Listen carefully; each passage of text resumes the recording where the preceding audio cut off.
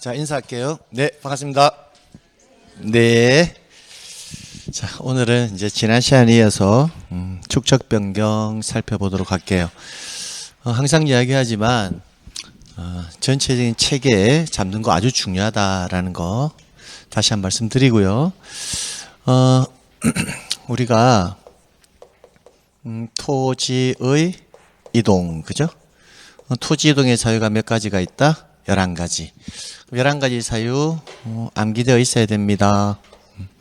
신규 등록, 등록 전환, 분할, 합병, 그래요. 지목 변경, 바다로 된 토지의 등록 말소 암기해야 돼요. 축척 변경, 등록 사항 정정, 도시개발 사업, 행정구역 명칭 변경, 지번 변경, 이렇게 해서 총 11가지 사유가 있어요. 그럼 11가지 사유를 딱 보면서 여러분 머릿속에 뭐가 떠올라야 되냐면, 이 사유들은 다 토지의 표시가 새로 정해지거나 또는 변경이 되거나 또는 말소가 되는 사유를 안고 있다. 그죠? 그래서 다시 말씀드리면 무엇이 새로 정해지거나입니까? 토지의 표시가. 그럼 이런 사항이 발생이 되면 지적소관청에서는 뭘 해야 돼요? 지적 공부를 뭐 해야 한다? 정리해야 할 겁니다. 이때 지적 공부를 정리한다라는 말은 지적 공부에 등록되는 사항은 두 가지예요. 크게. 토지의 표시와 뭐다? 소유자에 관한 사항. 그러면 지적 공부를 정리한다는 말 표현 안에는 토지의 표시를 정리하는 경우도 있고 소유자에 관한 사항을 정리하는 경우도 있다는 거예요. 근데 우리가 배우는 것은 무슨 사유예요? 토지 이동. 그러면 토지의 표시를 정리하는 거다, 소유자를 정리하는 거다, 토지의 표시를 정리하는 거다라는 것을 알 수가 있습니다. 토지의 표시를 뭐 한다? 정리한다. 이렇게요. 그러면 이제 지적 공부가 정리가 되었다면 토지의 표시가 정리되었다는 거잖아요. 그러면 토지의 표시를 정리하고 나면 어떤 문제점이 발생하느냐면 등기부하고 대장하고 지적 공부 사이에서 토지 표시에 뭐가 발생한다? 불일치, 그죠? 그럼 그 불일치를 해소하기 위한 절차를 우리는 뭐라고 했다? 등기 촉탁이라는 표현을 썼다라는 거예요. 자, 그리고 이제 토지의 표시가 정리가 끝났잖아요. 그죠? 끝났으니까 토지 소유자에게 이렇게 정리가 되었습니다라고 뭐 해줘야 한다? 통지. 그래서 토지 소유자에게 뭐 해라? 통지. 이렇게요. 이렇게 하면 이제 행정적 업무 절차가 끝난다고요. 그러면 이제 이런 토지 이동의 사유가 발생을 했다면 누군가는 토지 이동의 사유가 발생했으니까 토지의 표시를 정리해 주세요라고 뭐 해야 한다? 신청을 해야 되잖아요. 그래서 이를 우리는 토지 이동 신청을 해줘야 된다고요. 그럼 토지 이동의 신청은 기본적으로 누가 하는 게 원칙이다? 토지 소유자가 신청하는 게 원칙이에요. 근데 토지 소유자가 해야 되는데 토지 소유자가 이를 하지 않을 수도 있잖아요. 않으면 누가 한다? 지적소관청에서 어떻게 직권으로 할 거예요. 세 번째, 토지 소유자가 해야 되는데 안 하고 있어요 또. 그럼 직권으로 할 수도 있지만 이 토지에 관해서 이해관계를 맺고 있는 자가 있을 수가 있잖아요. 그래서 이해관계에 있는 누가? 제3자가 토지 이동을 토지 소유자를 대신해서 신청할 수도 있다고요. 그럼 이때 신청하는 것을 우리는 뭐다? 토지 소유자가 대위해서 신청할 수도 있다. 대신해서. 그럼 네 번째는 도시개발 사업가 같은 경우에 있어서는요. 누가 신청을 하냐면 사업 시행자가 토지 이동을 이렇게 신청할 거예요. 그러면 신청을 하는데 원칙은 신청을 한다는 것은 누구한테 신청을 하느냐가 중요하잖아요. 그럼 지적 공부를 관리하고 하는 사람들은 다 누구예요? 지적소관청이잖아요. 그러니까 지적소관청에 신청을 하면 지적소관청에서 최종적으로 지적 공부를 정리한다고요. 그럼 지적 공부를 정리하려면 그냥 막 정리하는 게 아니라 정리할 수 있는 근거 자료를 만들어야 되거든요. 그 근거 자료가 뭐냐면 토지 이동 정리 결의서라고요. 자, 이렇게 큰 틀을 항상 잡아놔야 돼요. 이렇게 큰 틀을 잡아 놓고 그 다음에 들어갈 내용들을 하나씩 이제 집어 들어가는 거예요. 그럼 집어 들어갈 때 첫 번째 해야 될 게 뭐다? 용어의 개념부터 먼저 항상 떠올리고 그 용어의 개념 안에서 내용을 자꾸 살을 붙여가는 거예요. 그럼 이제 우리가 이제 신규 등록 같은 경우에는 이제 대표적으로 새로이 조성된 토지, 즉 공유수면 매립지가 되겠다, 그죠? 그런 토지가 있다면 토지 소유자는 며칠 이내에 신청해라? 60일 이내. 그럼 신청을 하면 소관청에서 토지동 정리결의서를 작성해서 토지의 표시를 뭐 할 거다? 정리할 거라고요. 그럼 정리하면 원래 등기 촉탁을 해줘야 되잖아요, 그죠? 근데 신규 등록은 최초 지적 공부를 만드는 과정이잖아요. 그러니까 신규 등록할 당시에는 등기부가 존재한다 안 한다? 안 하니까 등기 촉탁을 한다라는 말은 성립할 수 없다. 이렇게 이제 하나의 라인이 만들어지는 거예요. 이렇게. 두 번째 뭐예요? 등록 전환이잖아요. 똑같아요. 그럼 등록 전환은 뭐예요? 임야대장, 임야도에 등록된 토지를 어디로? 토지대장, 지적도로 옮겨 등록한다. 이게 용어의 정리가 만들어졌죠. 그러면 이제 등록 전환의 대상 토지는 네 가지 유형인데 그 중에서 대표적으로 제가 산지관리법, 건축법 등 관계법령에 의한 토지 개발 행위 허가를 얻은 경우라고 했어요. 그럼 그런 토지가 있다면 여러분은 등록 전환을 신청할 수 있다고요. 그럼 그런 토지가 있다면 며칠 이내에 신청을 해라? 60일 이내에. 그죠? 그럼 신청을 하게 되면 소관청에서는 역시 똑같이 토지동 정리결의서 작성해서 뭘 할 거다? 토지의 표시를 정리할 건데 토지의 표시를 정리할 때는 소재는 똑같잖아요. 정리할 필요가 없죠. 그럼 이제 지번 같은 경우에는 뭐 해야 한다? 새로이 정리해 줘야 된다고요. 왜? 나의 토지가 임야대장 임야도에 등록되어 있을 때는 지번은 산 아라비아 숫자로 기록되어 있을 거잖아요. 그죠? 이제 토지대장으로 옮겨 등록하면 산자가 뭐 한다? 없어져야 되죠. 그죠? 그럼 어떻게 지번을 이제 새롭게 부여해야 된다라는 것은 1단계 과정에서 배웠다고요. 그래서 등록 전환할 때 지번을 어떻게 부여하느냐? 머릿속에 뭔가 싹 떠올라야 되는데 안 떠오르면 뭐가 안 된 거다? 암기가 안 된 거예요. 그러니까 기본적으로 제가 항상 이야기하지만 이해하는 것은 수업 시간에만 이해하시면 돼요.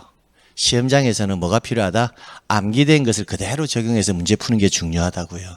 그러니까 이해를 하지 말라는 건 아니라 이해를 해야 되는데 이해된 내용을 다 암기할 수는 없다고요. 그러니까 최종적인 결론만큼은 계속 반복적으로 암기해야 돼요. 그래서 우리가 암기한 내용이 뭐였다? 등신, 본부. 그래서 인접토지 본번에 뭘 부여한다? 부번. 이렇게 가는 거예요. 등록 전환이 되면 일반적으로 지목 변경도 일어날 수밖에 없겠죠. 그죠? 임야대장에서 어디로 가니까 토지대장으로. 그럼 지목도 새롭게 결정된 지목으로 등록해주면 될 것이고. 그죠? 그럼 개발행위 허가를 받은 토지가 보니까 지목이 주거용 사무실에 건축물을 지을 수 있는 부지로 행위 허가를 받았다면 지목은 뭐로 결정한다? 대. 이렇게요. 그럼 임야도에서 지적도로 옮겨 등록돼야 되죠. 그죠? 그러면 도면의 경계를 새롭게 그려야 돼요? 안 그려야 돼요? 그래야 되죠. 그럼 등록 전환 측량해서 경계를 결정해서 등록할 것이고 경계가 새롭게 결정이 되었다면 새롭게 그렸다면 뭐도 해줘야 한다? 면적 측정해야 한다. 그럼 면적 측정을 해서 등록하고 이제 그렇게 해서 토지의 표시가 뭐가 되는 거다? 정리되는 거란 말이에요. 이런 식으로. 그러니까 전체적인 흐름이 잡혀져 있어야 유기적으로 연결을 가져가면서 내가 암기한 내용이 이렇게 해서 정리가 되고 이렇게 해서 되는구나 이렇게 알 수 있다고요. 그럼 그리고 나면 등록 전환은 이제 뭐 해줘야 한다? 토지 등기 촉탁을 해서 이제 등기부하고 뭐 시켜야 한다? 일치를 시키고 그죠? 그 다음에 토지 소유자에게 이렇게 정리가 다 되었습니다라고 뭐 한다? 통지. 이렇게 해서 또 하나의 라인이 완성되는 거예요. 그럼 똑같이 또 넘어가면 어떻게 돼요? 분할 넘어가면 똑같죠? 분할이라는 것은 1필지를 2필지 이상으로 뭐 하는 거다? 나누어 등록하는 거다. 이런 말이죠. 그럼 나누어 등록하면 어떻게 돼요? 소재는 그대로겠죠. 그죠? 지번은 뭐죠? 한 필지는 뭐다? 분할 전 지번으로. 나머지 필지는 본번의 최종 부번 다음 순번으로 부번. 그래서 분할은 누가 한다? 부부가 한다. 그러니까 시험 문제는 그런 것들이 나온단 말이에요. 그러면 도면의 경계 새롭게 그려야 돼, 안 그려야 돼요? 그려야 돼요. 그럼 지적 측량해야 되겠죠. 해서 경계가 새롭게 그려지면 면적 측정해야 돼, 안 해야 돼요? 해야 되죠. 그럼 그렇게 결정된 면적을 또 정리해서 그 다음에 또 등기부하고 일치를 위해서 등기 촉탁을 하고 그 다음에 토지 소유자에게 이렇게 정리되었습니다 라고 뭐 해주고 통지해주고 그런 내용이란 말이에요. 자, 합병에서는 제가 여러분에게 합병은 두 필지 이상으로 나누어 등록된 토지를 합하여 몇 필지로? 한 필지로. 그죠? 그럼 합병을 하게 되면 경계를 새로이 지우죠. 그러니까 지적 측량을 안 해요. 경계를 새롭게 그리지 않으니까 면적 측정도 하지 않고, 면적은 양필지를 뭐 한다? 합산해서 결정해 버리면 된다고요. 되겠죠? 자, 그다음 지목 변경은 특이점은 없고요. 그래서 합병에서 제가 좀 주의해야 될 것은 어떤 설문이 제기되었을 때 합병이 되느냐, 합병이 되지 않느냐, 그거 주의하라 했잖아요. 소유자가 같다, 합병이 가능하다. 소유자가 다르다, 합병할 수 없다. 지번 부여 지역 지목이 같다, 합병할 수 있다. 지번 부여 지역 지목이 다르다, 합병할 수 없다. 토지가 떨어져 있다, 합병할 수 없다. 토지가 연접되어 있다, 합병할 수 있다. 이렇게. 축척이 서로 다르다, 합병할 수 없다. 축척이 서로 같다, 합병할 수 있다. 근데 그 중에서 가장 중요한 게 합병하고자 하는 토지에 어떤 권리의 등기가 있을 때는 합병이 가능한데 어떤 권리의 등기가 있을 때는 합병을 할 수가 없는 권리 등기가 있거든요. 그것은 이제 등기적 영역이기 때문에 제가 일단 암기부터 하셔라라고 했어요. 그게 소지지 전임 공저 신탁 굉장히 중요해요. 올해도 나왔잖아요. 이 지문은 지적법에서도 나오기도 하고 등기법에서도 나오긴 하는데 올해는 등기법에서 나왔다고요. 소지지 전임 공저 신탁.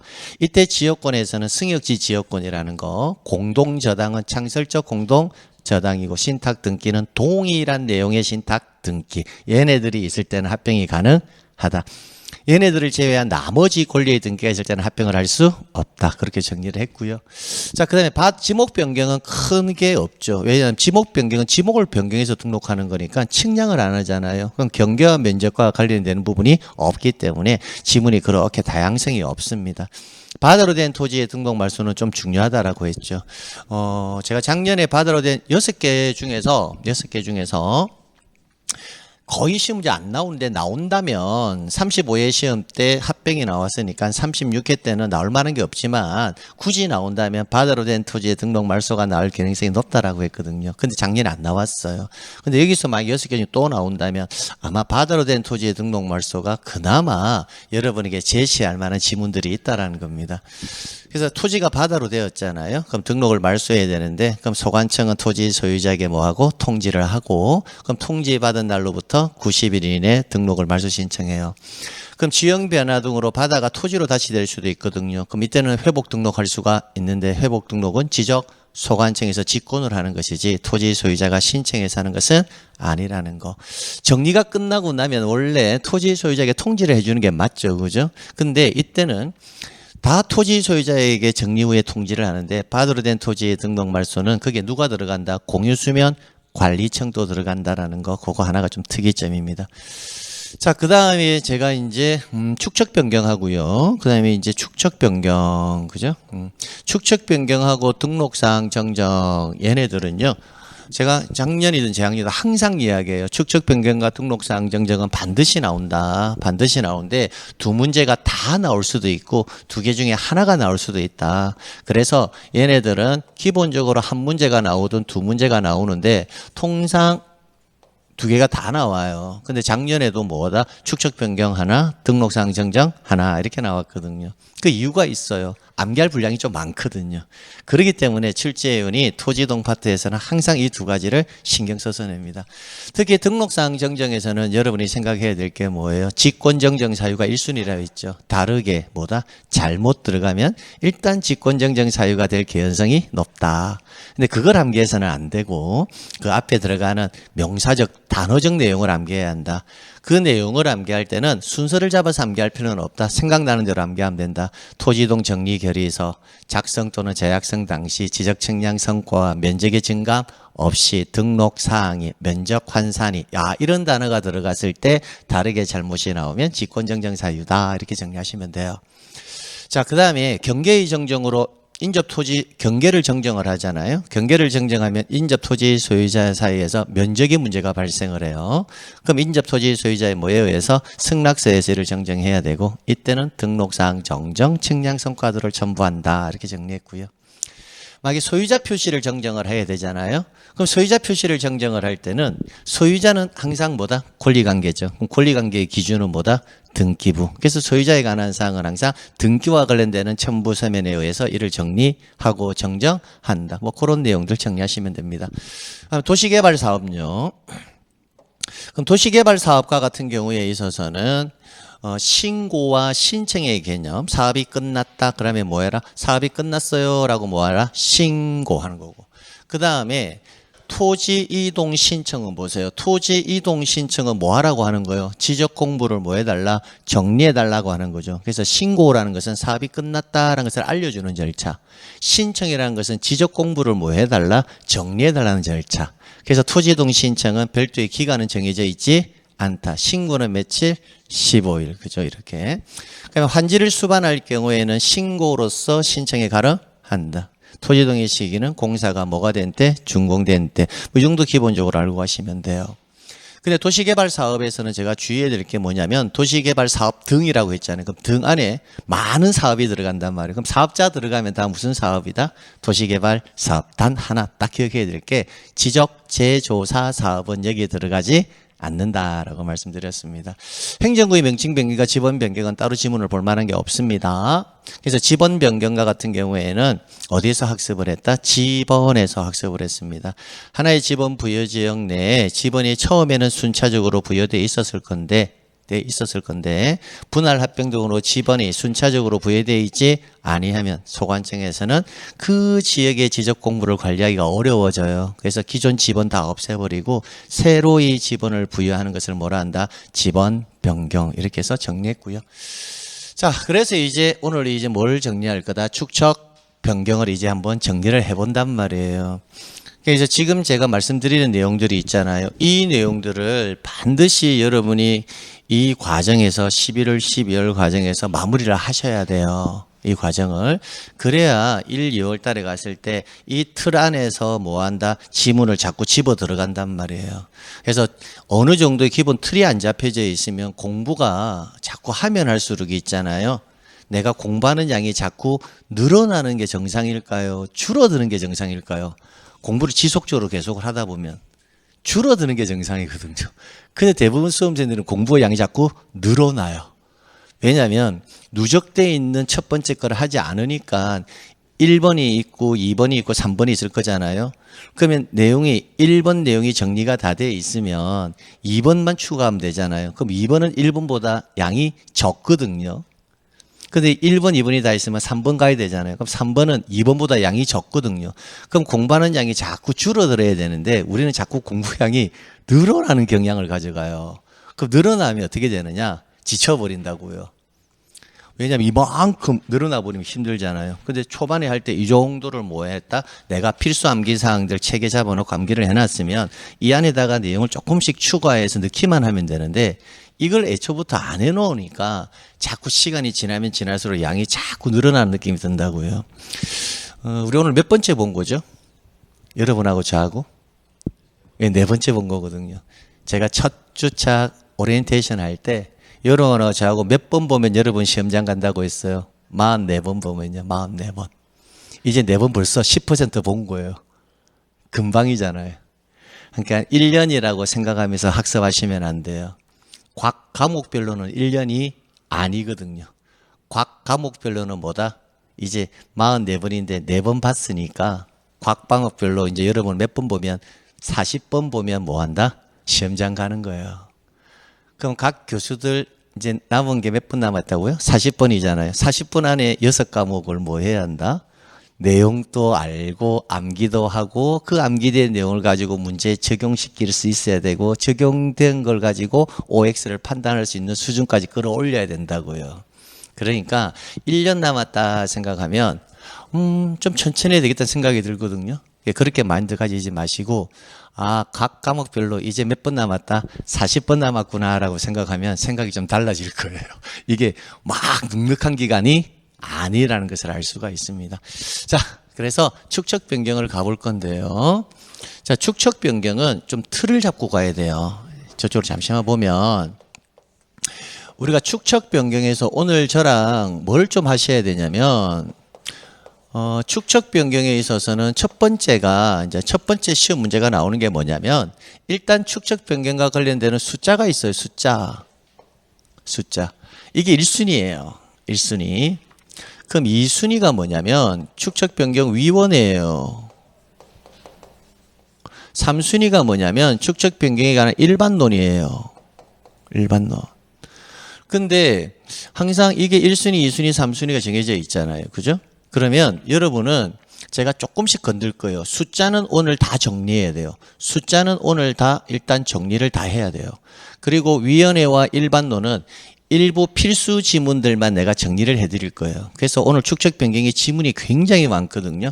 그 많은 내용을 한꺼번에 가져갈 수가 없으니까 일단 숫자부터 저랑 마무리를 하고 그 다음에 위원회에서 몇 가지 지문, 그 다음에 일반론에서 제가 체크해 주는 거 몇 가지만 좀 챙겨서 그 부분만 가져가시면 됩니다. 모든 걸 다 가져갈 수는 없으니까. 축척 변경을 하려면 일단 축척 변경이라는 배경 지식을 좀 아셔야 돼요. 배경 지식. 근데 오늘 이걸 하기 위해서 제가 여러분에게 축척이라는 개념과 경계라는 개념과 면적이라는 개념을 지속적으로 설명을 드린 겁니다. 자, 한번 이제부터 상상을 하셔야 돼요. 상상. 자, 여러분이 지금 마두동의 토지 소유자다라고 상상을 하셔야 돼요. 아, 나는 마두동의 토지 소유자야라고 상상하는 거예요. 그럼 지금 제가 지적소관청이거든요. 그럼 지적소관청에게 여러분에게 하나의 공문이 날라옵니다. 통지서가 날라오는데 마두동 지역에 보니까 축척의 통일성이 없는 거예요. 마두동 지역 전부에 보니까 저쪽 일부 지역은 도면의 축척이 6,000분의 1로 만들어져 있고요. 이쪽 지역은요, 이쪽 지역은 3,000분의 1, 이쪽 지역은 2,400분의 1. 이렇게 축척이 중구난방식으로 만들어져 있더라는 겁니다. 그 마두동을 관리하는 지적소관청은 이 지역을 관리하기가 쉬울까요? 어려울까요? 어렵겠죠. 그래서 마두동을 담당하는 지적소관청이 기존에 있던 도면 싹 다 없애버리고 하나의 통일된 축척을 만들고자 한단 말이에요. 그럼 이때 하나의 통일된 축척을 만들 때는 어차피 도면을 새롭게 만든다는 거잖아요. 그 지역에 전부 다. 그러면 고축척으로 만들까요? 저축척으로 만들까요? 고축척으로 만들어야 되죠. 정밀도가 높은.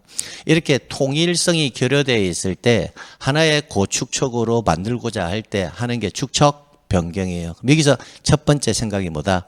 축척 변경은 어떤 특정한 한 사람의 토지의 축척을 바꾸는 것이 아니라 한 지역을 정해서 한다는 게 첫 번째.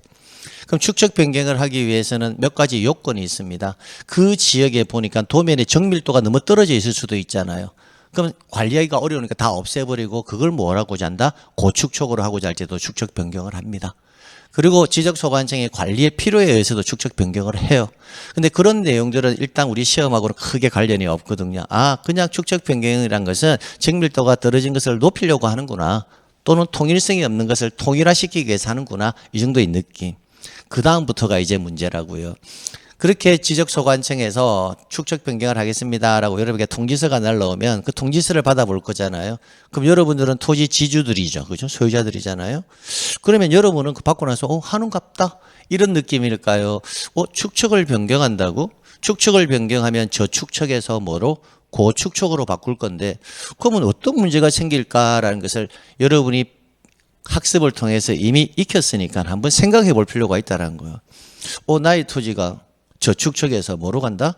고축척으로 간다. 그럼 어떤 느낌이에요? 경계의 정밀도는 뭐 한다? 높아지겠죠. 경계의 정밀도가 높아진다는 것은 뭐예요? 경계의 정확도가 높아진다는 거예요. 도면, 면적의 측정을 어디에서 합니까? 도면에서 하겠죠. 그죠? 그죠?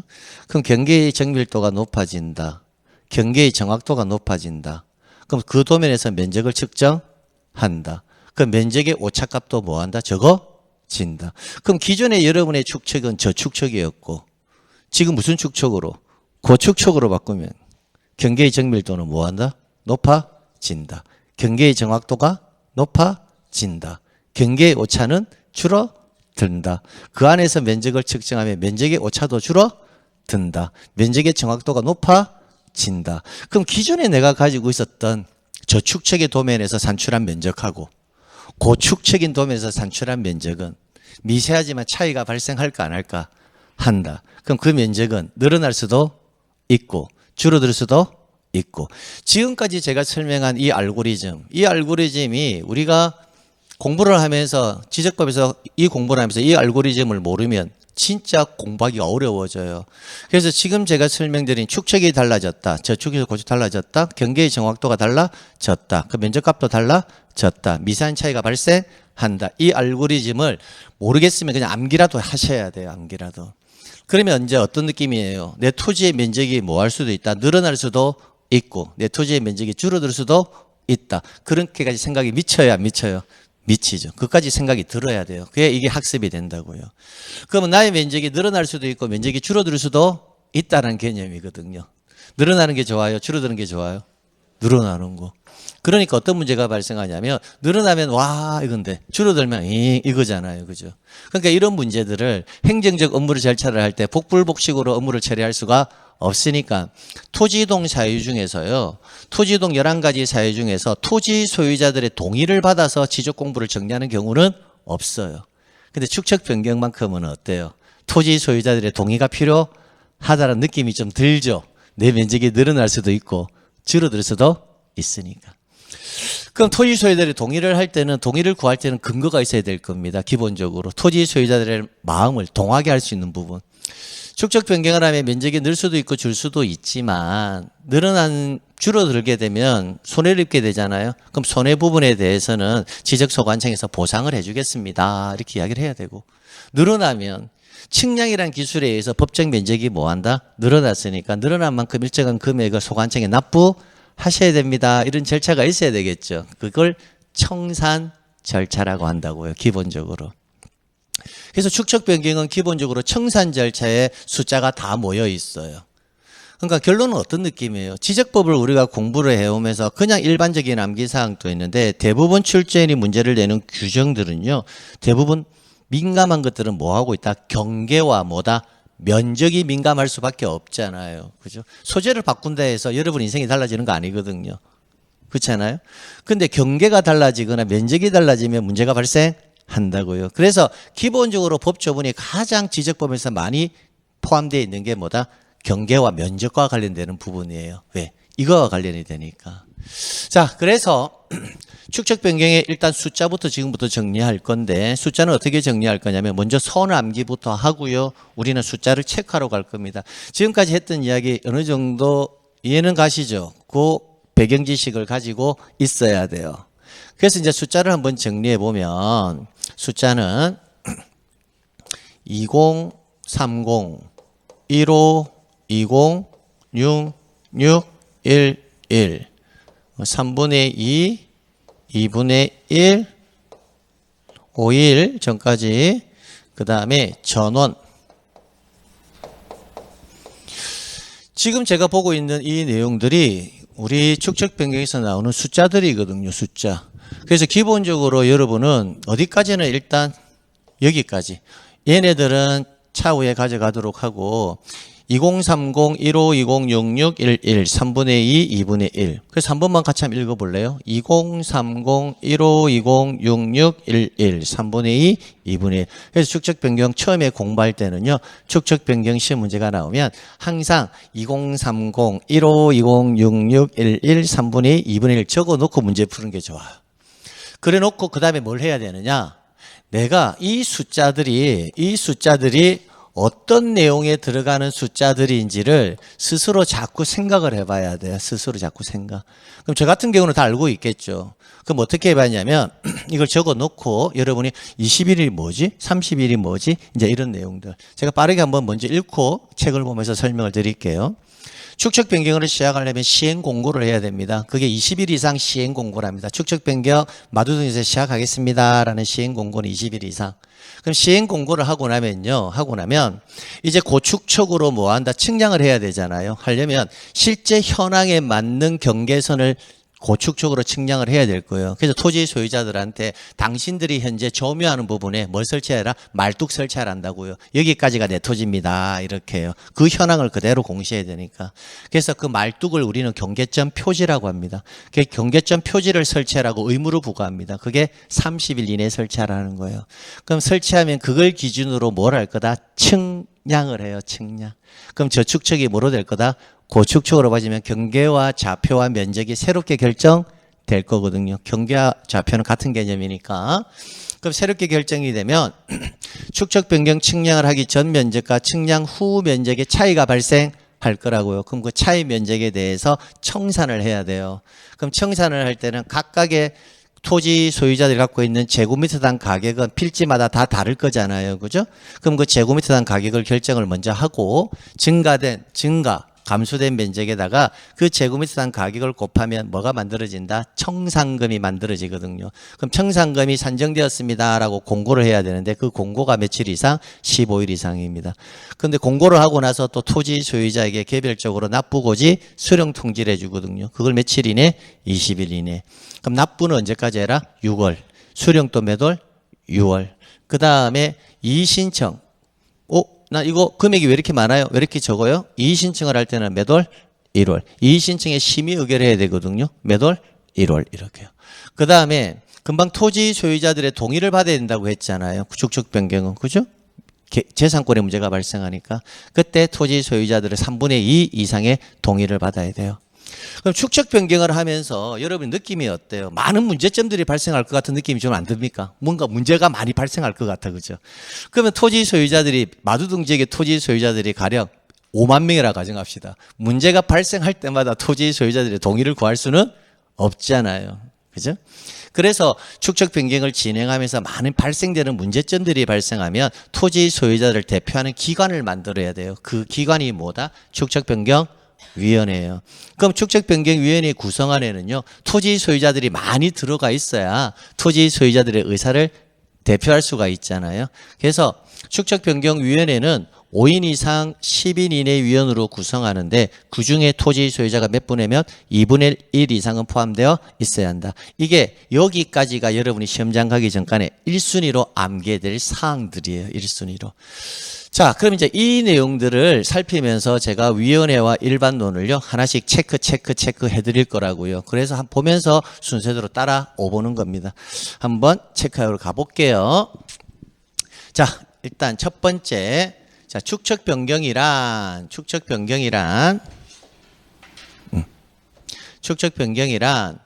경계점의 정밀도를 뭐하기 위해서? 높이기 위해서. 그 말은 뭐예요? 경계점이 지금은 정밀도가 뭐하다? 떨어져 있으니까 높이기 위해서 작은 축척에서 무슨 축척으로? 큰 축척으로 변경 등록하는 것을 뭐라 한다? 축척 변경이라 한다. 이렇게요. 이런 지분들은 이제 시험 문제는 아니겠죠. 그러나 기본적으로 알고 있어야 된다는 거예요. 작은 축척에서 어디로 간다? 큰 축척으로. 됐고요. 자, 두 번째. 자, 축척 변경의 대상이라고 되어 있습니다.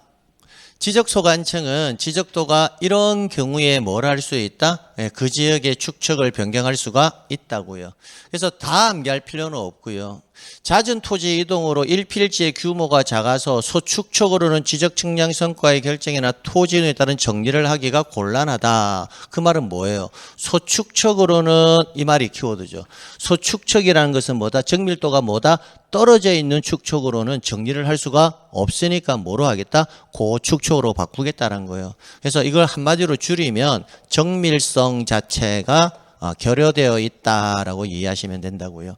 두 번째, 서로 다른 축척의 지적도가 있다. 그 말은 뭐다? 통일성이 없다라는 거죠. 통일성.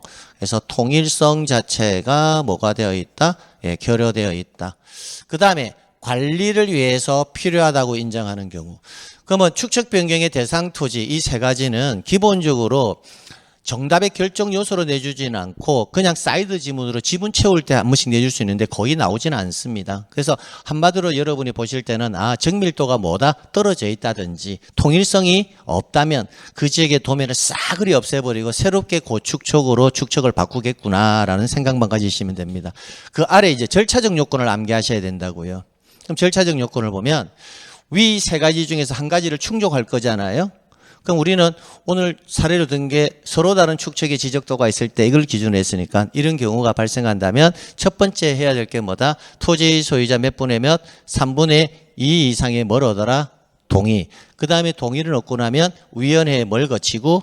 의결을 거치고. 그 다음 세 번째가 시도지사, 대도시장에 뭘 받아야 한다? 승인. 그럼 여기서 절차적 요건은 뭘 구해라? 동의, 그 다음 의결, 그 다음 승인. 이 순서 좀 정리해놔란 말이에요. 동의, 의결, 순서. 이때 첫 번째 동의는 몇 분의 몇 이상?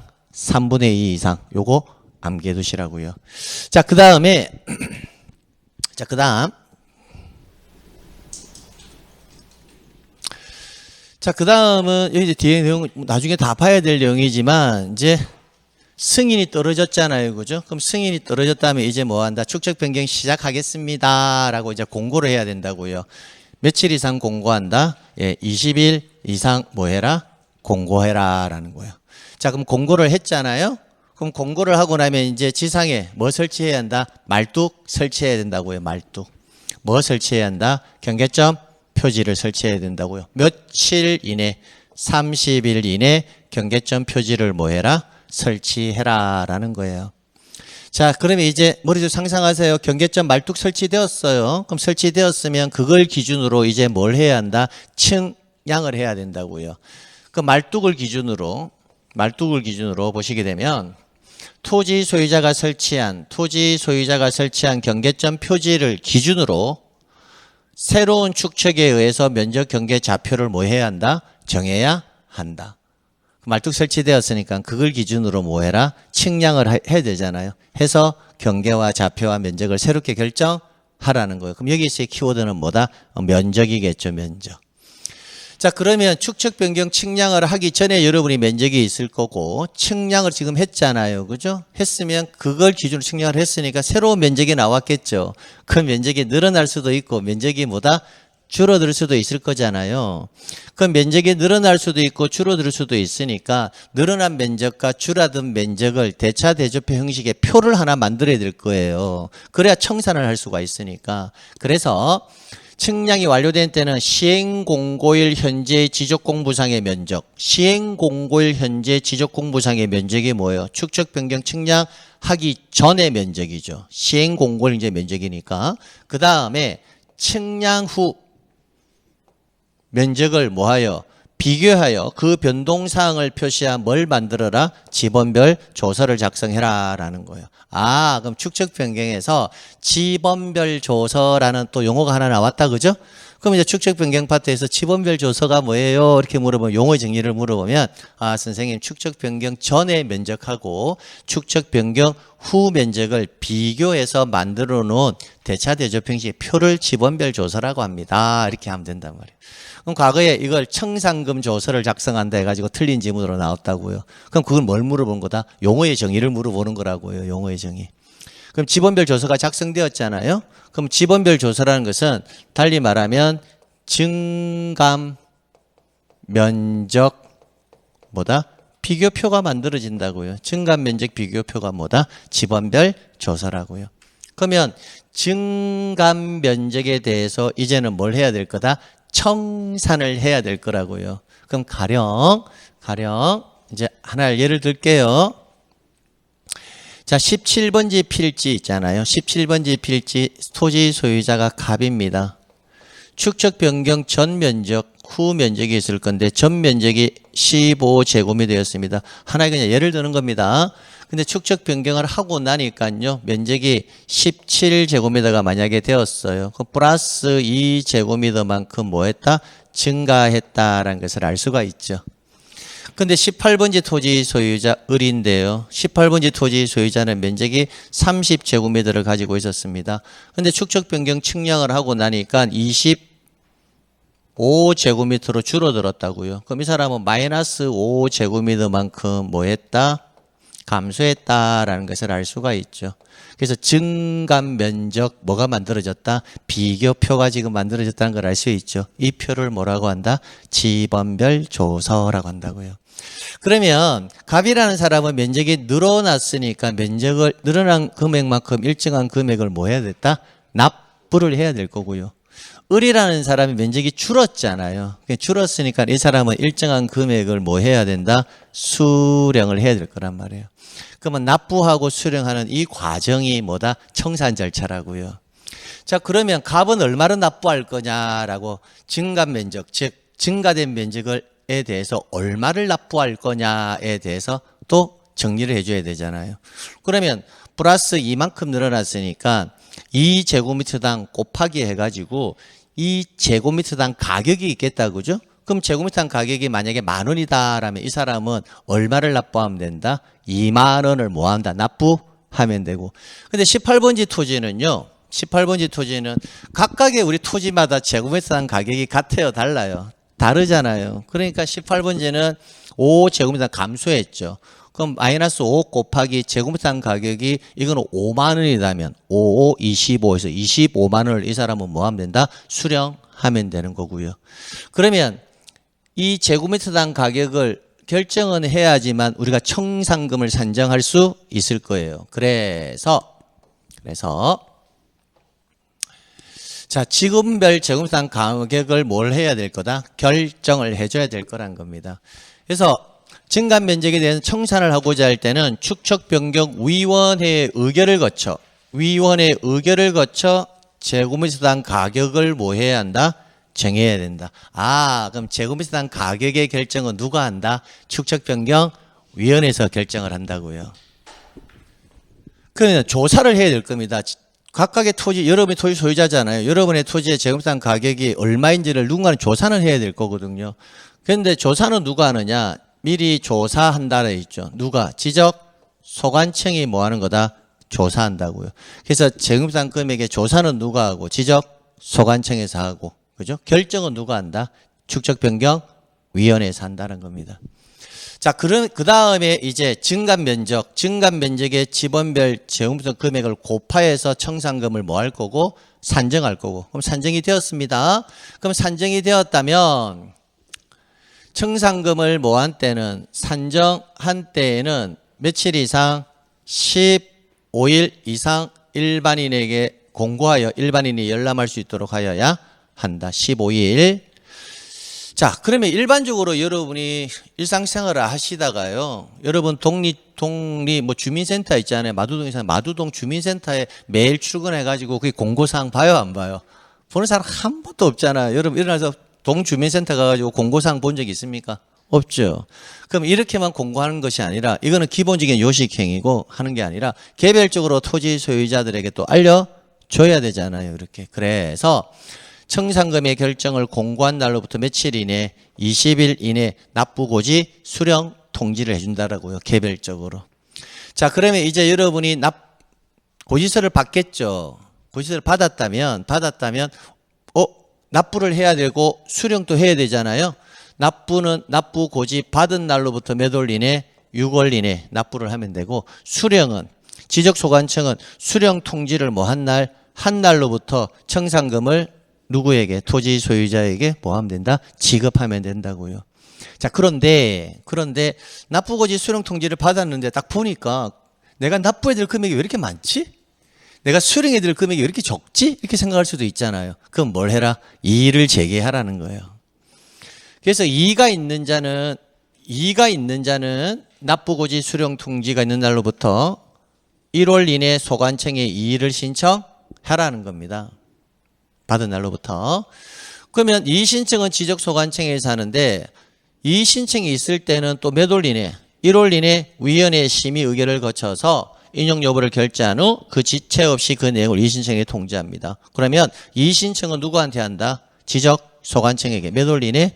1월. 심의 의결을 누가 한다? 축척변경위원회.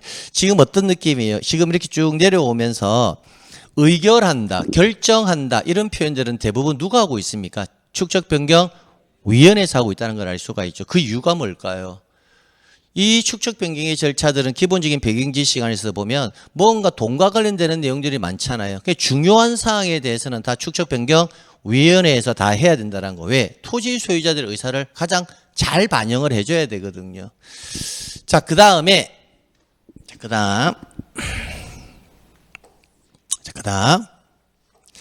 그럼 이제 청산금의 납부 및 지급이 뭐가 되었다? 이제 완료가 되었다고요. 완료가 되면 지체 없이 축척 변경에 뭘 해라? 확정 공고를 한다고요. 확정 공고. 자, 그다음 이쪽으로 보면 축척 변경 위원회 구성 볼게요. 위원회는 5인 이상 10인 위원으로 구성을 하는데 이때 2분의 1 이상을 누구로 해라? 토지 소유자로 한다. 그럼 위원회의 구성은 5인 이상 10인 이내의 위원을 구성하는데 이때 토지 소유자가 몇 분의 몇 이상이 들어가 있어야 한다. 2분의 1 이상은 토지 소유자가 있어야 한다라는 겁니다. 여기까지입니다. 여기까지 제가 체크한 내용들이 있잖아요. 이 내용들은 기본 틀 안에서 암기가 되어 있어야 돼요. 그래야 이게 암기된 상태에서 뭐 한다? 이제 지문을 붙여 나가야 된다고요. 지문. 그래서 다시 요 내용들을 빠르게 저랑 같이 한번 정리해 볼게요.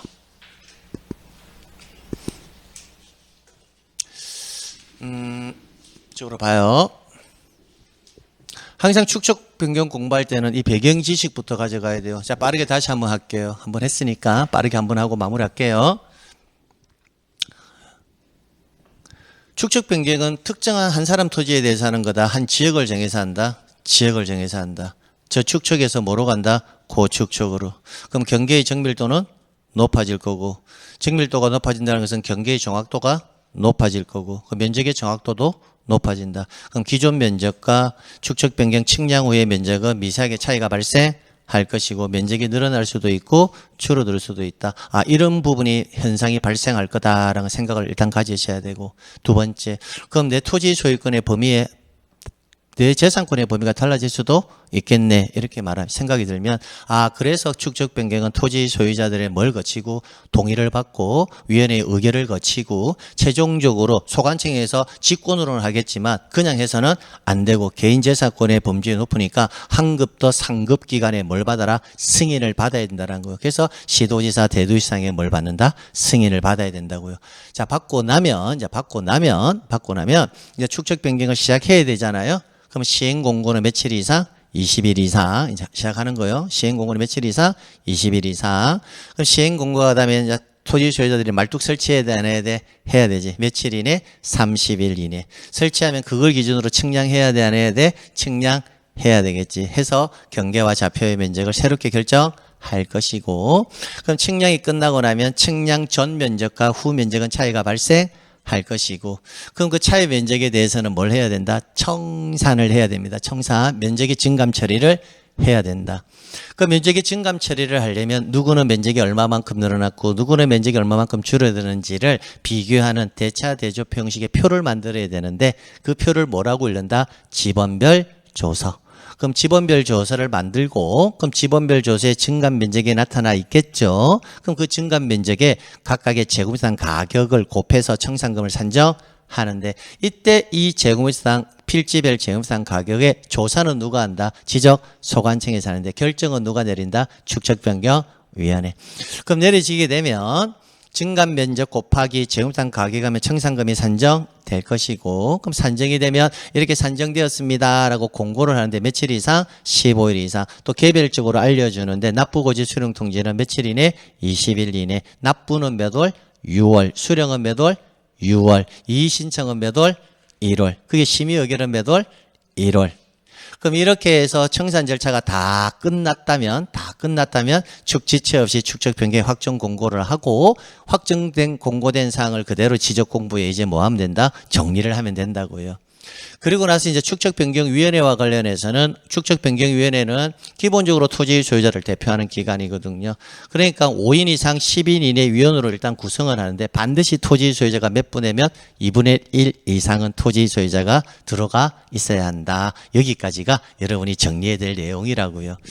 자, 그래서 다시 이쪽으로 보면 빠르게 한번 가볼게요. 필수적인 지문들만 갑니다. 자, 축적 변경의 절차적 요건은 기본적으로 뭐다? 토지 소유자 3분의 이상의 동의와 위원회의 뭐다? 의결과 시도지사 대도시장에 뭘 받아야 한다? 승인. 그럼 받게 되면 이제 뭘 해야 한다? 시행 공고를 해야 되거든요. 시행 공고는 며칠 이상 공고한다? 20일 이상. 시행 공고가 되고 나면 뭐 설치해야 된다? 30일 이내 경계점 표지를 뭐 해야 한다? 설치. 그럼 경계점 표지가 설치가 되고 나면 토지 소유자가 설치한 경계점 표지를 기준으로 새로운 축척에 의해서 면적 경계 좌표를 뭐한다? 정해야 하고 그럼 면적이 새롭게 결정이 되었다면 축척 변경 시행 공고일 현재 지적 공무상의 면적, 즉 축척 변경 전 면적과 측량 후 면적을 비교해서 그 변동사항을 표시한 지번별 조서를 작성해야 한다고. 그럼 지번별 조서란 것은 증감 면적 비교표다 이렇게 생각하시면 돼요. 그러면 증감 면적 비교표가 만들어지면 이걸 기준으로 뭘 하면 된다? 청산을 이제 해줘야 된다고요. 그럼 청산을 하고자 할 때는 지번별 제곱미터 금액을 일단 결정은 해야 돼요. 근데 조사를 누가 하느냐? 누가 조사를 한다? 지적 소관청이 조사를 하고 위원회의 의결을 거쳐 제곱미터 금액을 결정한다고요. 그럼 결정 금액이 되었잖아요. 되었다면 증감 면적, 지번별 조서에 있는 증감 면적에 지번별 제곱미터 금액을 모아요. 곱하면 청산금이 산정된다고요. 되면 청산금이 뭐가 되었다? 이제 산정이 되었다면 며칠 이상 공고해라? 15일 이상 공고로 하고, 또 공고를 한다 해서 가서 다 본다 안 본다? 안 보는 사람 많으니까 개별적으로 알려줘야 되는데 그걸 며칠 이내 해라? 공고한 날부터 20일 이내 납부고지 수령 통지하라는 거예요. 그럼 납부는 몇 월? 6월. 수령도 몇 월? 6월. 불만이 있으면 뭐 할 수 있다? 이의 신청할 수 있다. 이의 신청은 몇 월? 1월. 이의 신청에 관한 심의 의결은 몇 월? 1월. 이렇게요. 자, 그 다음. 그러면 납부및 지급이 뭐가 되었다면? 완료가 되었다면 확정 공고를 한다고요. 그럼 확정된 공고된 사항을 가지고 지적 공부를 정리하면 됩니다. 자, 그 다음. 축척 변경 위원회는 5인 이상 10인 이내 위원으로 구성하는데 2분의 1 이상을 누구로 해야 한다? 토지 소유자. 이렇게요. 자, 여기까지가 정리가 되었잖아요. 그럼 이쪽으로 보면 느낌이 좀 다르죠, 이제. 20일이 뭐예요? 시행 공고. 시행 공고는 며칠 이상? 20일 이상. 그죠? 30일은 경계점 표지 설치. 그죠? 15206611은 청산 절차. 청산금 산정되었습니다라고 공고는 며칠 이상? 10일 이상. 공고한다해서 봅니까 안 봅니까? 안 보죠. 개별적으로 알려줘야 된다. 납부고지 수령 통지 며칠 이내? 20일 이내. 납부 몇 월? 6월. 수령 몇 월? 6월. 불만이 있다. 이의 신청 몇 월? 1월. 그게 심의 의결 몇 월? 1월. 토지 소유자 몇 분의 몇 이상의 동의?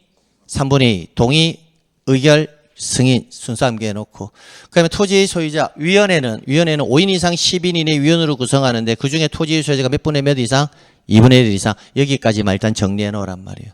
그 위원회의 소집이라든지 전원의 글자가 들어가는 게 2번 나오거든요. 요 내용은 다음에 가져가시면 된다고요. 그 위원회와 관련해서 제가 간단하게 설명드린 내용 하나가 있죠. 5인 이상 10인 이내 위원으로 구성한다. 그거. 그리고 2분의 1 이상을 뭐로 한다? 토지 소유자. 그리고 일반론과 관련해서는 제가 설명드린 게 뭐가 있냐면 지번별 조사라는 용어 정리 정확하게 하시라고요. 지번별 조사. 그럼 축척 변경 시행할 때는 동의, 의결, 승인 절차 3가지 절차 거친다라는 거 그거 정리해 두시고요. 납부 및 지급이 완료되었다면 지체 없이 뭘 해야 한다? 확정 공고를 한다. 이제 그런 내용들 이렇게 체크해 준 겁니다. 이 정도 오늘 체크한 내용들을 뭐 한다? 베이스로 가져가야 돼요. 그 다음에 그 옆에 격가지에 살을 붙여 나가야 된다고요. 그러니까 이 베이스가 안 잡혀버리면 이게 격가지인지 줄기인지 뿌리인지를 모른단 말이에요. 모르면 여러분이 암기하는 순서가 달라져 버려요. 달라져 버리는 순간 뒤죽박죽 되어버린다고요. 그러니까 지금 이 뿌리가 잡혀야 돼요. 오늘 한 게 뿌리, 줄기, 그 다음부터 뭐다? 나뭇잎만 살살살 붙여야 된다고요. 그럼 어떤 게 나뭇잎이고 어떤 게 뿌리인지 어떤 게 줄기인지를 모르는 상태에서 공부를 하면 공부가 엉망진창 되어버린다고요. 그래서 지금 하셔야 된다고요.